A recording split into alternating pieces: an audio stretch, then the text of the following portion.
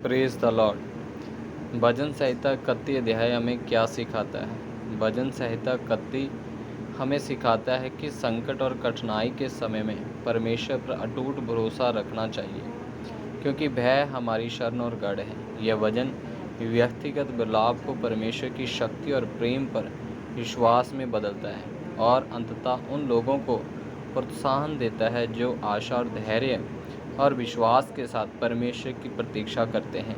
मुख्य विषय नंबर 1, परमेश्वर पर भरोसा रखना। भजनकार सिखाता है कि हमें परमेश्वर में अपनी पूरी निर्भरता रखनी चाहिए, ना कि इंसानों पर। जब दूसरे हमारे खिलाफ गलत काम करते हैं तो परमेश्वर पर भरोसा रखना महत्वपूर्ण है कि वह हमें मदद करेगा और बचाएगा। नंबर 2, शरण और सुरक्षा। भजनकार परमेश्वर को अपनी चट्टान और गढ़ कहता है। परमेश्वर की सुरक्षा यही सभी हमें जीवन की कठिनाइयों के विरुद्ध उसकी सुरक्षा की याद दिलाती है। अटूट प्रेम और विश्वास योग्यता। भजनकार परमेश्वर के अटल प्रेम में विश्वास व्यक्त करता है और बताता है कि परमेश्वर अपने शरणगतों के लिए क्या भलाई रखता है। नंबर 4, धैर्य और परीक्षा। यह भजन परमेश्वर की प्रतीक्षा करने के महत्व पर जोर देता है, जिसका अर्थ है धैर्य रखना और आशा करना और भरोसा करना। नंबर 5, संकट में आशा।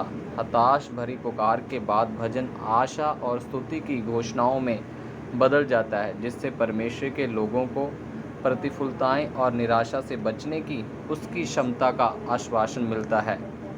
व्यक्तिगत समर्पण। भजनकार की यह घोषणा, मैं अपनी आत्मा तेरे हाथ में सौंपता हूँ, विश्वास और परमेश्वर के प्रति पूर्ण समर्पण को दर्शाती है।